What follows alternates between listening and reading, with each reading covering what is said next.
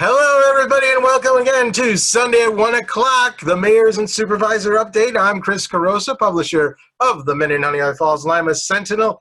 We're here every Sunday at 1 o'clock giving you the latest and greatest from the towns and villages we serve in our broader community.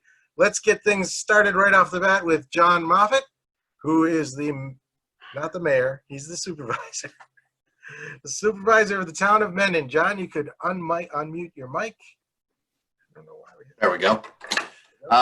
Good afternoon, Chris. Once again, thanks for this opportunity to share with the community at large.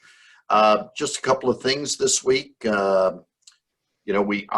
mentioned on the town of Mendon budget, we'll be presenting that on September 14th. I'll be presenting that as the tentative budget. For those of you who are unfamiliar with that process, is I present it to the board has input, then we're going to have another meeting on September 28th. It'll probably be moved to preliminary budget at that point, and then we'll have a public hearing, I imagine, on October 19th, when we will most likely adopt the budget. The tentative budget, which is the supervisor's budget, prior to the town board having any input, we were able to do some cutbacks, and we'll be looking at a 0% increase in the tax rate, so that's good news. I did want to mention that the Fern Center, which is the former JCC Marcus Park, has been back before the planning board.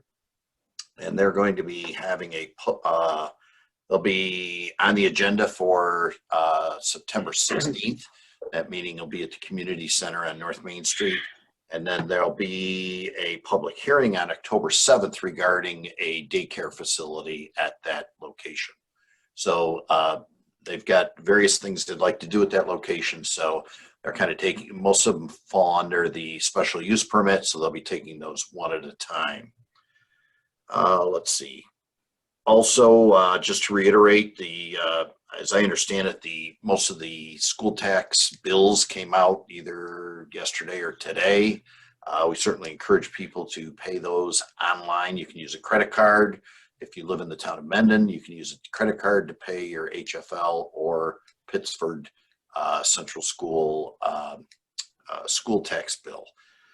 And if you need help, certainly call the tax collector, who is our town clerk, Jim Mursky, at Town Hall at 624-6060. He'd be glad to walk you through the steps. And there are a few steps on the Monroe County website in order to pay via credit card. But the 3% fee that is normally associated with paying with a credit card has been waived. Also, I would mention that we're coming down the stretch on our comprehensive plan. There is a Survey Monkey available on our Facebook page and our website for any residents who have not had an opportunity to opine on the various aspects of the draft of the comprehensive plan. The comprehensive plan committee is getting together on September 29th. That meeting is open to the public at the community center at 6 o'clock. And after that meeting, I imagine that'll go to the town board for any modifications and eventually being approved. So we've got a few things going on. As I mentioned, the EV station at the library, that's progressing. The new roofs on various buildings, that's progressing. But those are the highlights for this week. Again, thanks for having me. All right, thank you very much, John. Jerry, how's everything going in Rush? Well, everything is going quite well in the best kept secret in Western New York. I'm sorry I wasn't on last week.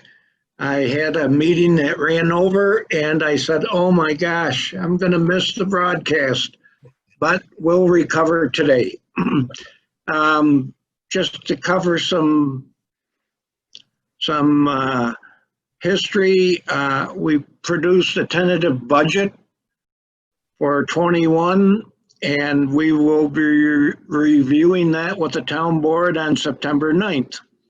I'm happy to report, as John just did, that the taxes are flat, no increase, and that's a good thing. Mhm. The town hall is fully open. That includes the library, the clerk's office, the supervisor's office, the assessor's office, recreation office, and the historian's office. And we're all available for full-time service delivery.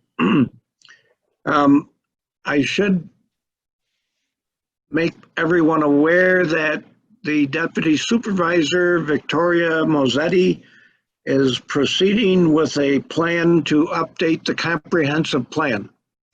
That seems to be a popular thing to do, and it's also a needed thing to do. So we're going to have at it. People who visit the complex in the near future will see construction taking place on the library roof. This is the roof that has been leaking for 15 years. And I want to make sure that the roof doesn't leak for another 15 years. So we've got a pretty active project going on. And I can't, believe it or not, I can't wait for winter and spring to make sure that nobody says the roof is leaking. I can't wait. Let's see. One other thing I want to mention is I said programs and services are all open. The only thing that's in a state of limbo right now is recreation programs. We don't know what we're going to have that relates to school activity. And there's just a lot of variables that we're waiting for, the social distancing, the masking, all that stuff. So our recreation supervisor will be revealing what programs will be available in the next month or so.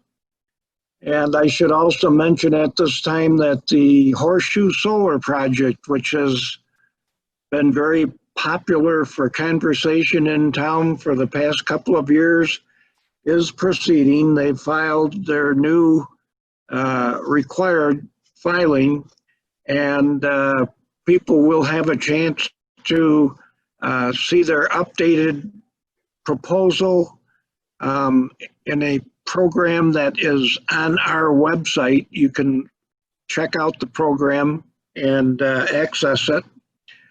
And for people who are concerned or interested in that solar installation, they should be able to get all their latest information there.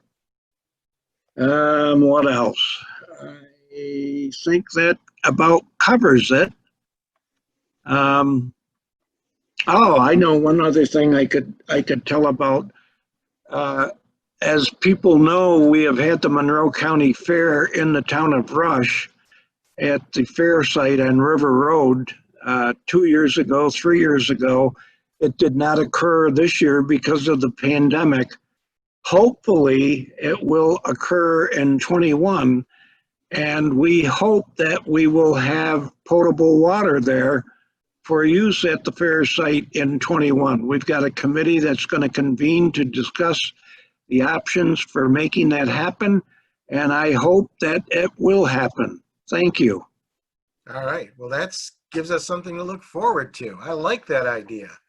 You know, I just read something the other day where fairs and expositions represent about $1 trillion in annual revenues to all the various communities where they're held. This is all over the country. And of course, they're all canceled this year. And that's not a good thing for the local economy. So let's go over to Mike Falk, Lima Town Supervisor. Mike, how are we doing in Lima? We're doing fantastically in Lima. The tentative budget here was presented on the 1st, this past Tuesday, and the town board voted to make it the preliminary budget. Our budget hearing will be open to the public on October 6th here at the town hall. Taxes right now remain flat from last year. We also appointed John Sukomsky as the interim highway superintendent to replace Keith Arner. His term will run from September 23rd of this year through December 31st of next year. Livingston County's water study has reached its next phase. Mayors and supervisors will be meeting later in September to discuss the results and come up with strategy based on all of the plans. I am digesting the 700+ page document right now so that I can be ready for that meeting. Hunting licenses are for sale at the town offices. Stop by and get yours soon. And September is National Preparedness Month. The theme this year is Disasters Don't Wait. Make your plan today. There are some internet links so that you can go to the federal government's website and fill out your disaster plan so that you can discuss it with your family, etc. And I will post those up to the Lima Town website. And that's all. All right, great. Thank you very much, Mike. Eileen in Scottsville. What's cooking in Scottsville? Oh, lots of stuff, I guess. Good to see everybody. Thank you for this opportunity. Things are going well in Scottsville. It's fairly quiet. One of the things that we are looking at, I've got the Scottsville Free Library's website pulled up on my other computer, checking their hours, and it looks like they are open on Monday, Wednesdays, and Fridays 10 to 2, and Tuesdays and Thursdays 2 to 6, also with curbside pickup. I would just give a call right now. I'm going to check on it too to make sure that they actually are open and not just talking about curbside pickup. That's what it looks like. So I will give them a call next week and check on that. North Road is proceeding very well. The part from the, as I said last week, the part from the railroad tracks up through the high school is paved. They're working on the other side of North Road from the railroad tracks to the light. And right now they're working on the drainage. So they'll be working on that before they move to any paving. May is the end of the permissive referendum on the fire district. The 30th day was yesterday. We have received no petitions for a permissive referendum. So as far as I know, at this moment, our fire district will be formed, and we'll send in the paperwork for that. Taxes, school taxes. I checked with the town office. They do not collect school taxes at all. That has to be done through the school.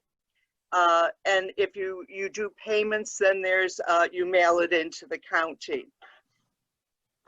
The school district sent out a large postcard recently, which explained all the ways that people can pay their taxes. Every resident in the village should have gotten one. So if you didn't, please contact the school office and make sure you know how to pay your school taxes, because those have probably been sent out. Onward. Just as a little backup, we had a successful, the village and the town had a successful summer program.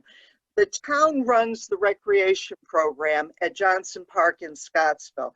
This summer, because of COVID, they had it at the high school and were able to do social distancing. They had 5 one-week programs.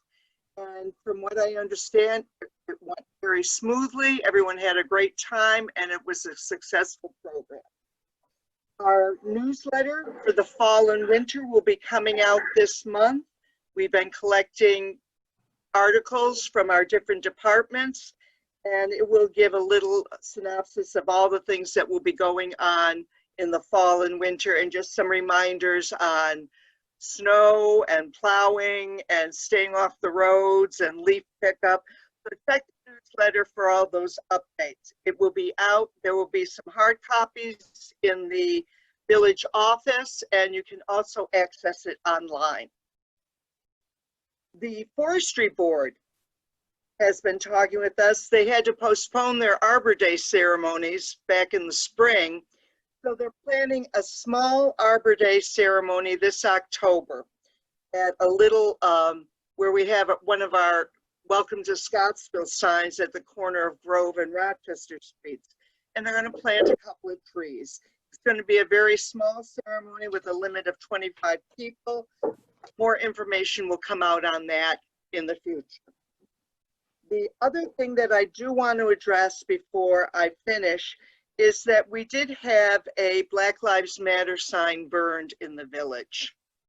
This was treated as a crime and was reported to the Monroe County Sheriff, and they sent out people to talk with the homeowners where this happened, and they are looking into it. We have had no other incidents since, but it is being treated as a crime, and this kind of behavior will not be tolerated in the village of Scottsville. So far, we have had no other incidents, and we are investigating what happened. And that's it for us. Great. All right. So we have Todd on the line, and Todd is now appearing before us on the video. There you are. What's happening in West Bloomfield at this moment? Good afternoon, Chris. Thank you. It's another beautiful sunny day in the town of West Bloomfield, as it always is. It's no secret. It's always sunny and beautiful in town of West Bloomfield unless there's a blizzard. From the town perspective, like many of the other mayors and supervisors, as the budget progresses, we are looking to keep the tax rate flat, cutting where we can, minimizing what we can. That tentative budget will be presented on Wednesday next week, and we'll move through the process through the end of September and into October for the formal public hearing.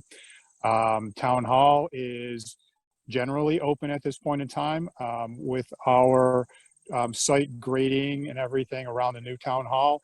We've contracted with another general contractor to finish that grading and seating around the town hall, which will eliminate some of the trip and fall hazards that we currently have in place. So it'll make it a little bit more readily accessible for everyone. Since I was not able to be on last week, I just wanted to publicly thank all the residents who came to the cemetery reorganizational meeting. We had a bunch of folks who stepped up and volunteered to continue the cemetery as an independent operation, so it's not going to be part of the town. There is a new president, new treasurer, and a new secretary, so that's wonderful news. And that knowledge transfer is moving forward at this point in time. So that cemetery will continue to be independent. From the county perspective, the former jail, which houses our 911 center, the new Board of Elections offices, and the new Board of Supervisors and grand jury room is nearing completion. We were hoping to have our Board of Supervisors meeting in there next week, but due to COVID, there's been a slight delay in some of the furniture delivery. So we will be moving that out, I think, another 3 weeks while we're waiting for that furniture. It was supposed to arrive end of this week and has not at this point. Other than that, that's really it for me, but thank you for having me, and I look forward to seeing everyone again. Thank you. All right. Thank you very much, Todd. Anybody else have any last minute things that they forgot to mention that they'd like to mention? Seeing none, I want to thank everybody again for joining us this week and remind you that every Sunday at 1 o'clock, we'll be broadcasting the Mayors and Supervisors update on your favorite platform channel. In the meantime, I want to wish everybody a happy and glorious Labor Day. Take a time to relax and recoup over the summer, and we look forward to seeing you next week. Bye-bye for now. Thank you, Chris. Thank you.